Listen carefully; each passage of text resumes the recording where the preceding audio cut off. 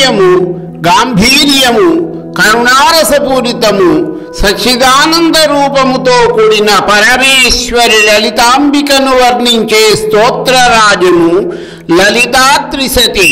నామార్థములు 5వ భాగము. కమ్ర విగ్రహ. పరమేశ్వరి లలితాంబిక అతి మనోజ్ఞమైన, అత్యంత సుందరమైన, పరమ గాంభీర్యమైన మూర్తి లేదా విగ్రహము కలిగినది. మనసులో ఆ తల్లి రూపమును నిలుపుకుని అంతర్ముఖముగా దర్శించిన వారు ఆమెలోని స్థైర్యము, ధైర్యము, గాంభీర్యము, కరుణారసపూరితము, సచ్చిదానంద రూపమును మానసికముగా కాంచగలరు. ఒక్కసారి అటువంటి తల్లి రూపమును మనసులో దర్శించిన వారికి ఇక ఎటువంటి మానసిక అశాంతి ఉండక పరిపూర్ణమైన ఆనందము అనుభవములోనికి వస్తుంది. ఒక్కసారి ప్రయత్నించి చూడండి. ముండకోపనిషత్తు పరమేశ్వరి లలితాంబికను ఆనంద రూపం అమృతం యద్విభాతి అనగా, ఏ తల్లి ఆనంద రూపముగా, అమృత రూపిణిగా జీవుల యొక్క హృదయాకాశములో స్థితమై ఉజ్వలముగా ప్రకాశించుచున్నదో ఆ పరమేశ్వరియే కమ్ర విగ్రహ అని వర్ణించింది. మోక్షరూపమైన ఆనందమును తన భక్తులకు ప్రసాదించు తల్లిని లలితా త్రిశతి స్తోత్రం కమ్ర విగ్రహ అని స్తుతించింది. సర్వలోకములలోనూ అతిశయ సౌందర్యమూర్తిగా ఆవిర్భవించినది లలితాంబిక.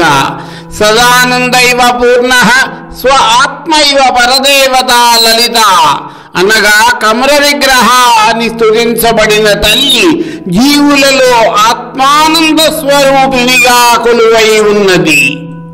కర్మాది సాక్షిణి. జీవులు ఆచరించు కర్మలతో తనకు ఎటువంటి సంబంధము లేక ఆ కర్మలకు సాక్షిగా మాత్రమే తానుండి ఆ కర్మ ఫలములను ప్రసాదించున్నది పరమేశ్వరి లలితాంబిక. శ్వేతాశ్వతర ఉపనిషత్తు జగన్మాతను సాక్షి చేత అనగా సాక్షి రూపముగాను చేతనారూపముగాను మాత్రమే ఉండి వారు ఆచరించు కర్మాదులను ఆశ్రయింపక సాక్షీభూతముగా మాత్రమే ఉండి ఆచరించిన కర్మ ఫలితములను వారికి వసగునది కనుక లలితా త్రిశతి నామములు ఆ తల్లిని కర్మాది సాక్షిని అని వర్ణించాయి.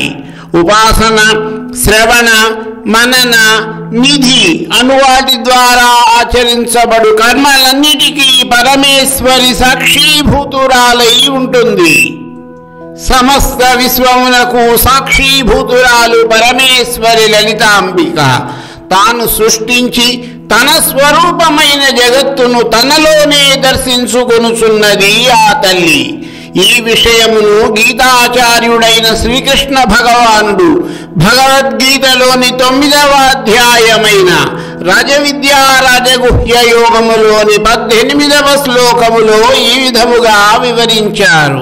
గతిర్భర్త ప్రభుః సాక్షి నివాసః శరణం సుహృత్ ప్రభవః ప్రళయః స్థానం నిదానం బీజమవ్యయం. నేనే సమస్త జీవుల యొక్క సర్వోన్నత లక్ష్యమును, నేనే వారి యొక్క నిర్వాహకుడను, స్వామి, సాక్షి, నివాసము, ఆశ్రయము మరియు స్నేహితుడను. నేనే సృష్టికి మూలము, అంతము మరియు ఆధారము. నేనే శాశ్వత స్థానమును మరియు సనాతన బీజమును.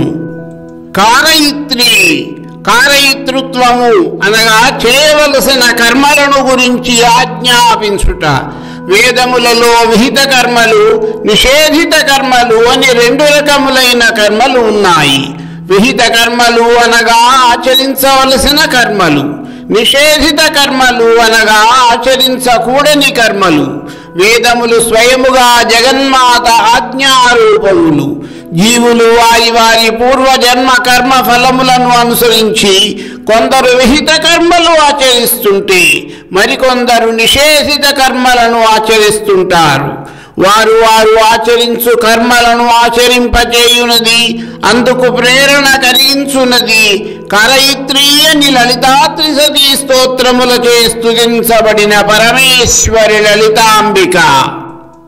విహిత అవిహిత కర్మలు రెండింటినీ తెలియజేసిన పరమేశ్వరి లలితాంబిక వేద విహితమైన కర్మలను తెలియచేసి ఆచరించుమని ప్రేరణనిచ్చుచున్నది.